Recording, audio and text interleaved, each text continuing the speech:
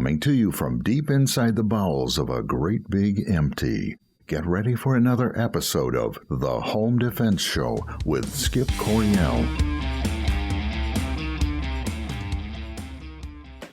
Okay, folks, welcome back to The Home Defense Show. This is your host, Skip Coryell. You know, it's like almost Christmas. Can you believe that? You know how I know? Well, yesterday, I bought this mocha frappuccino. I have one about once a week, maybe twice a week, okay? But you see right there, that's supposed to be like a Christmassy thing. Like, 'cause it's red. I don't get it. But Christmas means something a little more profound to me than that, but I'll talk about that later. Yesterday was Veterans Day. But what most people don't know is the day before that, on November 10, was the Marine Corps birthday. And that is really, really important. 10 November 1775, at a place called Tun Tavern in Philadelphia, Pennsylvania. This is like just months after, the shot heard around the world. They raised up a few Marines to serve on board ships to fight. And so, since I was in the Marine Corps, that's my birthday, November 10, 1775. And no, I wasn't there, okay? I wasn't one of the original Marines, but that's a special day to me. I celebrate November 10, 1775 every single year, and I love it. Of course, yesterday was Veterans Day. On the 11th hour of the 11th day of the 11th month in 1918, at the close of World War I, they signed the Armistice Agreement. And then later on, back in 1956, President Dwight Eisenhower signed the bill into law that would make Veterans Day a national holiday. So, all special days. A lot of people are confused about the difference between Veterans Day and Memorial Day. Well, Memorial Day is even more special, okay? Memorial Day is when we celebrate those who died in service, military people who died in service. I'm a veteran, but I'm happy that I didn't die in service. But it's incredible for those who really do. I was teaching a class, CPL class, on Saturday, and I had 30-some people in there. And I'd like to honor the veterans, so I always ask, who's in the military? Raise your hand. I had 30-some people in there. Not a single person raised their hand. And I just said out loud, I said, wow. That's happened before, but normally there's at least one or two people who served in the military, but it seems to be less and less popular these days, which is sad because, the military is what keeps us from being overrun. The military is the firewall, the protectors, the defenders. So, I would encourage any of you out there in your 20s, go ahead and serve. It changed me forever. And that's one of the things I was going to talk about today. I want to celebrate Veterans Day, not by selling you something, but by giving you something. I mean, all day yesterday, I'm getting all of these ads. All these companies are, trying to make a buck off Veterans Day. I don't want to do that.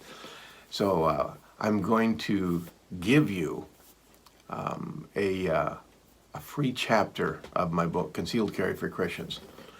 And it's the chapter that I wrote about being in Marine Corps boot camp. And I just love reminiscing about that. It's like one of those things that I'm glad that I did it, but I'm equally glad, maybe more glad, that I'll never ever have to do it again, because it was tough.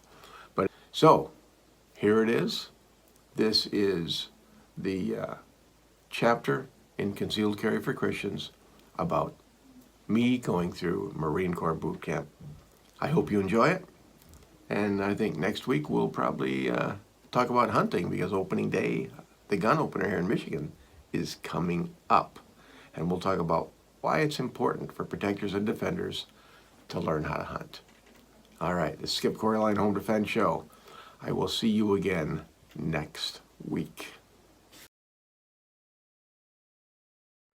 By nature, training for warfighting can cause imbalance. Spiritual fitness is an important component of holistic well-being. The official website of the United States Marine Corps. Chapter 9. Spiritual Fitness. There are two kinds of people in this world: those who pass algebra class and those who flunk. I flunked algebra 3 times, and I've sometimes wondered, was I incredibly stupid or was I wonderfully resilient? In retrospect, I think I was a little of both, and I suspect that people who have the internal strength, stubbornness, to take algebra 3 times are also the ones who do well in Marine Corps boot camp. I hated boot camp, but it wasn't all that different than living at home, at least on an emotional level. On a physical level, yeah, it was really tough. But I made it through, and it changed me forever. Boot camp is one of those things you're glad you did, but even more glad you'll never have to do it again. I suppose the same can be said for many childhoods. I still remember vividly the morning of December 29, 1975. I was 18 years old, and it was snowy and very cold. I remember seeing steam from my breath as I walked to the car to be taken to the airport in Battle Creek, Michigan. The previous night, I had run my dad's car into a ditch and put a dent in the bumper. Very carefully, I covered it with snow, and he didn't discover it until I was safely on board the plane. Oddly enough, I was in a hurry to go to boot camp so I wouldn't have to face my dad's wrath at denting his car. Aside from a few weeks at summer camp, I had never been away from my family before, and I was scared to death. I was homesick already. I had left the state of Michigan only one other time, and that was on a family vacation to visit my Uncle Austin in New York 15 years earlier. But now I was on my own. I said my goodbyes. I think my mom was crying, but I don't remember for sure. And then I got on board this little 2-engine prop plane just in time for a small blizzard. The plane made it safely to Chicago, where I boarded a jet for San Diego. That was the last time I saw snow for almost a year. When the plane landed in San Diego, it was already dark.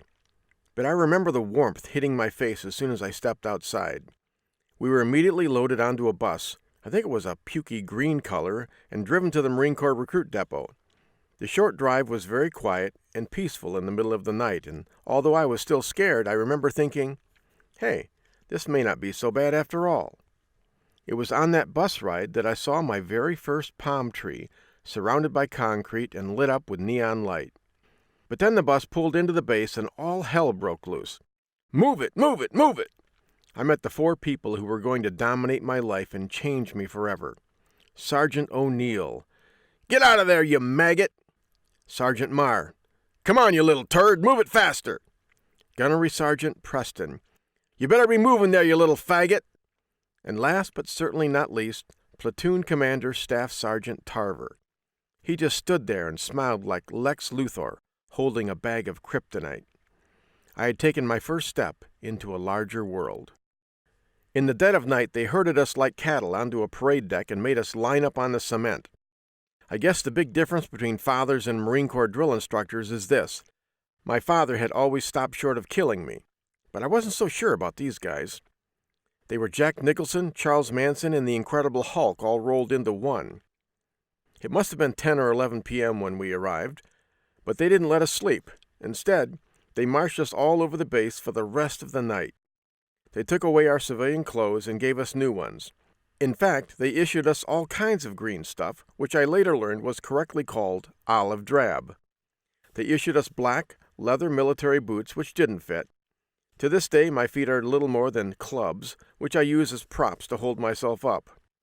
And then at 6 a.m., I'm sorry, I mean 0600 hours, When we were all emotionally and physically exhausted, they shaved off my beautiful long blonde hair in less than 30 seconds. I felt like a bowling ball with eyes. Without my hair, I was no longer a person. I was totally dehumanized. Finally, they took us to experience our first Marine Corps breakfast. I still remember those big, heavy stainless steel eating trays. I was starving, so I filled it up as high as I could pile it with scrambled eggs, pancakes, fruit, cottage cheese. For some reason, they served cottage cheese at all meals, orange juice, milk, and some kind of white meat sauce that I never identified. I sat down at the table, took 15 seconds to pray, then lifted the heavily laden fork to my lips. "Move it! Move it! Move it! Get outside, now! Let's go, ladies, let's go!" I couldn't believe my ears. They had given 88 people only 15 minutes to get through the line and eat. Very few of us consumed any of our meal that morning or the next few meals to follow. But within a few days, all of us had learned to inhale our food in a matter of seconds, sucking up the nutrients like a wet, dry shop vac.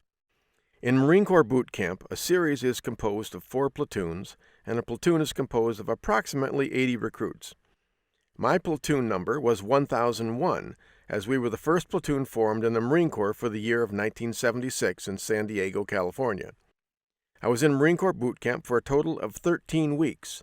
11 weeks is the norm, but we had to train an extra 2 weeks while waiting for the other 3 platoons to arrive and form. Marine Corps boot camp was tough, tougher than anything else I've done, though emotionally similar to my childhood and my first 2 marriages. I remember as a child, growing up in the 60s and early 70s, watching the Vietnam War on television with my father. He always watched television, especially the 6 o'clock news, with the utmost intensity. It was a cardinal rule in our house. Under pain of death, never walk between Dad and the television set. I can still hear his gruff, angry voice. "You make a better door than you do a window." For years I sat on the couch, not moving, watching them unload wounded and dead bodies from the Huey helicopters.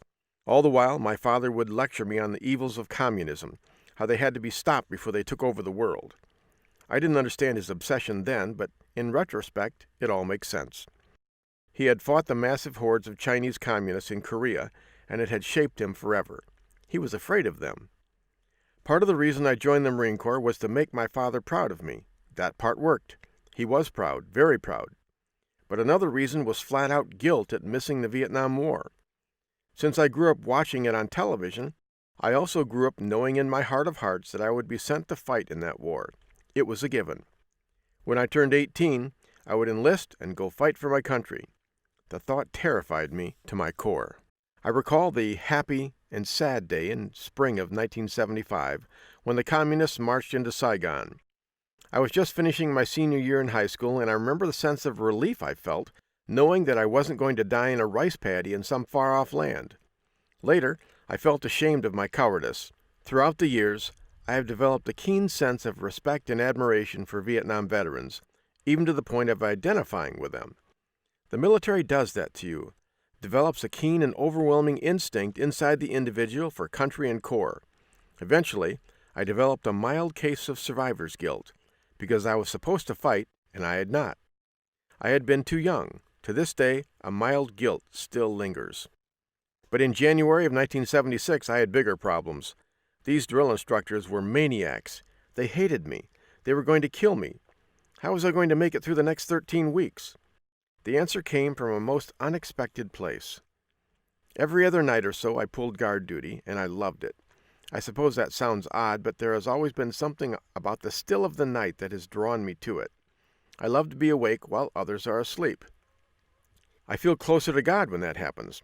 There are no distractions, no conflict, no confrontation, nothing but stillness, silence, and the dead of night. And it was there, walking up and down the aisles of the squad bay, where I made a deal with God. God, you help me through this thing, and I'll serve you the rest of my days. It was very simple, nothing profound or complex.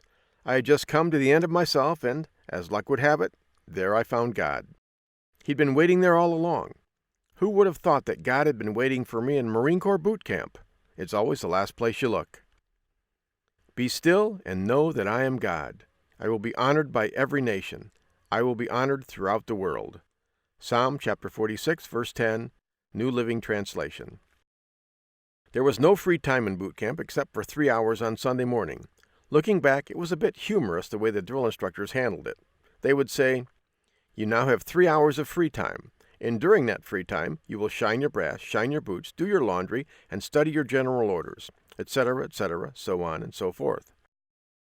To an 18-year-old boy away from home for the first time, drill instructors felt like God. But quickly, I learned that not even a drill instructor could prevent a recruit from going to church on Sunday morning. It was awesome. Once a week for an hour, I could talk and sing and pray without fear of retribution. That probably sounds funny, but you have to understand that Marine Corps boot camp is a whole nother world. They had us captive in this big plastic bubble, olive drab in color, of course, and they could do anything they wanted to us. And they usually did. I remember the rigid way they made us speak. "Sir, Private Coryell requests permission to speak, sir." And we always had to yell it out as loud as we could, or they would ridicule us into oblivion, because, of course, they were sadists. "What do you want, you little shit stain? Drop down and give me some push-ups." To which I would reply, "Sir, how many, sir?" To which they would reply with that sadistic grin, "Forever." I remember one time I requested Mass with the chaplain. In the Marine Corps, any Marine may request an audience with his superior officer, and it must be granted. The chaplain was a captain. To all you civilians out there, that means that we had to salute him, and, more importantly, drill instructors had to salute him as well. And this man spoke to me as if I was a real human being. He didn't call me slime or maggot or turd. He looked into my eyes and smiled and said, "It's okay, son. You can talk to me any way you want. Just tell me what's on your mind." I did. I told him how tough it was and that I wasn't sure I could make it through all this. He encouraged me and then prayed for me. He gave me a tiny green Gideon Bible and reassured me that my drill instructors were not allowed to take it away. I took that Bible with me everywhere. It fit in my breast pocket, and the drill instructors never knew I had it. In boot camp, we had the saying, "Hurry up and wait." I never understood why they made us run everywhere. Then we would stand outside in formation and wait. In retrospect, I realized that everything they did had a purpose. They just weren't sharing the game plan with us. Whenever we waited, I would sneak out my little green Bible and read. It wasn't the whole Bible, just the New Testament and Psalms. But I found it incredibly comforting to read about King David crying out to God in his time of need. I felt akin to him, and the loving words of Jesus soothed my heart as well. But my favorite time to read was in the dead of night while on guard duty, standing in the corner of the squad bay closest to the mercury bulb out over the parade deck. It was risky, but that was my only time alone with God, so I took the risk. Here is one of my favorite verses from that period in my life. "God is our refuge and strength, a very present help in trouble." Psalms chapter 46, verse 1, NIV. Back in 1976, I was in a constant state of trouble, always striving, always on alert, always giving 100% and beyond just to make it through the next minute. And I needed God more than ever. It's ironic that boot camp taught me both pride and humility simultaneously. There are many of us who didn't graduate from boot camp with Platoon 1001, and some who didn't graduate at all. We started with 88 recruits, and when we finished 13 weeks later, there were fewer than half of the original group left. On any given day, we never knew who would be weeded out next, and we never assumed we would last through the day. My philosophy was, if they don't notice me, then I can't get in any trouble. For the most part, that strategy worked. I never got in any trouble, but neither did I excel. If I had it to do all over again, and thank God I don't, I would have taken the risk and tried to stand out.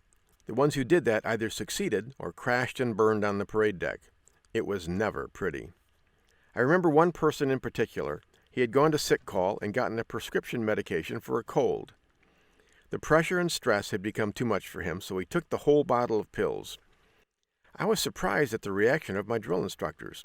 Here was an 18-year-old boy, foaming at the mouth, afraid, depressed, and barely cognizant of what was happening around him. In civilian life, he would have been treated with the utmost care and delicacy.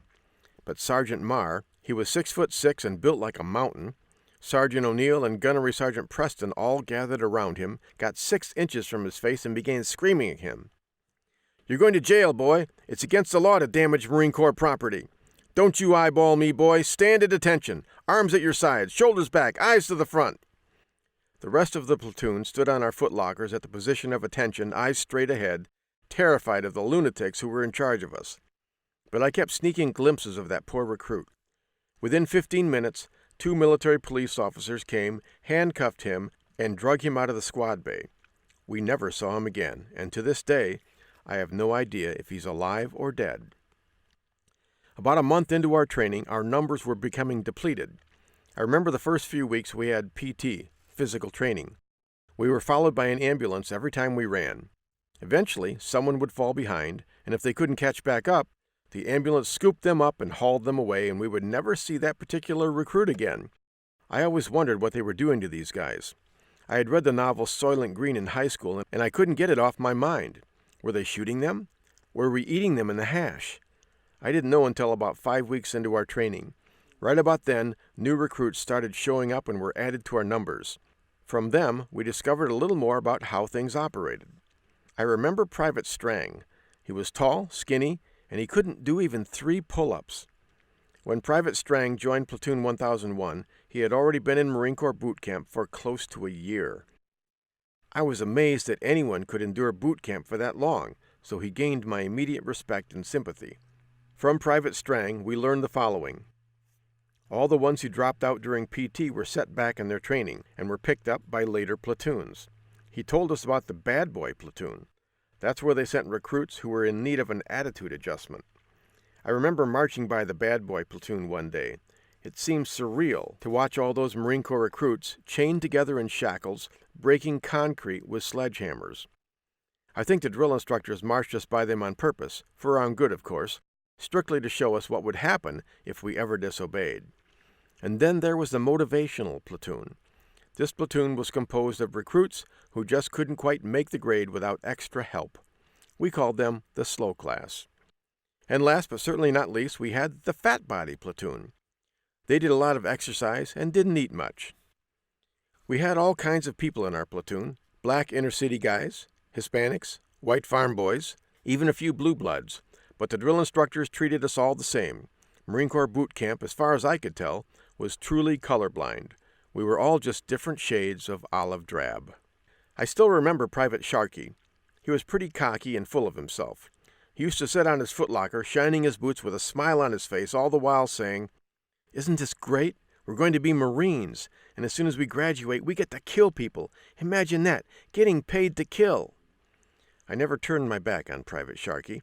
I suspect he's probably in prison somewhere, still shining his boots with a smile on his face, all the while saying, "I was a Marine. It was great. They paid me to kill people." I sometimes wonder if he ever managed to distinguish between peacetime and war. One of the daily highlights for me was mail call, and I have my mother to thank for that. She wrote me a letter every single day I was in boot camp, telling me what was happening with the family, who was sick, who was healthy, who was in trouble, who was not. It was my daily vitamin shot, and it helped me get through the tough times. I remember that I had a girlfriend when I left. I was 18 and she was only 15. She was the first girl I ever dated, and I was infatuated beyond repair.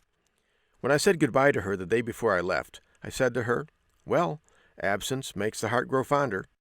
But her parting words confused me. She said, "Out of sight, out of mind." I got 2 letters from her the entire 6 months I was away. When I returned home, I learned she had another boyfriend. In retrospect, it makes sense, but at the time, it hurt like hell. Finally, in April of 1976, I, along with Private Strang and about 80 other recruits, became United States Marines. It was a good feeling. I had made it. 13 weeks earlier, I had been a scrawny, 135-pound kid with long hair and no discipline. Now I was straight as a rod, bristling with muscle, and weighed in at 175 pounds. That was over 40 years ago, and I've never been in that good a shape, nor will I ever again. It just hurts too darn much getting that way. On graduation day, I was surprised to listen to Platoon Commander Staff Sergeant Tarver speak to us with fondness and with a tear in my eye. He congratulated us, thanked us, and called us Marines. To this day, I still cry during the closing minutes of the movie Officer and a Gentleman. But what does Marine Corps boot camp have to do with concealed carry and with Christianity? Spiritual fitness. Humanity is mortal. We are finite. Our bodies will live and die because everything that has a beginning has an ending, and none of us know when that ending will occur. It could be today, tomorrow, or 10 years from now. but it will happen, and it's not likely to be a time and place of your choosing. Sure, our souls live on, but the body does not. By the sweat of your brow you will eat your food until you return to the ground, since from it you were taken, for dust you are, and to dust you will return. Genesis chapter 3, verse 19, NIV. Fast forward to today. I'm sitting in my Honda Pilot in my driveway just a few feet from my house. I always park right in front of the picture window so I can look in and watch my wife and 3 children as they do the homeschool thing. I guess I'm still on guard duty, just like I was in the Marines. My wife is in there right now, talking to my 13-year-old son. I get a warm feeling when I watch my family, knowing they are okay, that I can still protect them, that I can walk into the house and partake of their love. And I do that quite often. But here's the rub. Our lives are fleeting. They can end at any time. Now listen, you who say, today or tomorrow we will go to this or that city, spend a year there, carry on business and make money. Why, you do not even know what will happen tomorrow. What is your life? You are a mist that appears for a little while and then vanishes. Instead, you ought to say, if it is the Lord's will, we will live and do this or that. James chapter 4, verse 13 through 15, NIV. We are humans living in a dangerous world. We exist and move and have our being simply by the good graces of our God. We are but a vapor that quickly rises up in the morning and then is extinguished by the heat of the sun. And that is why spiritual fitness is of the utmost importance, not just for people who carry guns, but for all of us. Examine your life every day. Do you have things that need to be said to your loved ones? Do you need to apologize to someone you've wronged? Do you need to lend forgiveness to someone who has wronged you? If so, best to get it done before the sun rises and turns the vapor into nothingness. And most of all, get right before your God, because sooner or later, you're going to meet your Maker. The Marine Corps made me physically fit, but spiritual fitness is more important. The body wastes away, but the spirit lasts forever. What good will it be for someone to gain the whole world, yet forfeit their soul? Or what can anyone give in exchange for their soul? Matthew chapter 16, verse 26, NIV. Things to remember. 1. Surrender is a choice. Choose to fight on. 2. Push yourself to your limits, and then go another 10%. 3. Warriors are not born. They are made through pain and toil and blood and sweat. 4. Training is everything. You can't get enough of it. Always upgrade. Be happy, but never be satisfied with your present level of expertise. 5. Be a Marine in attitude and mindset. 6. You already have an appointment with God. Always be spiritually prepared to meet Him. They're on our right, they're on our left. They're in front of us, they're behind us. They can't get away now. Colonel Chesty Puller, United States Marine Corps.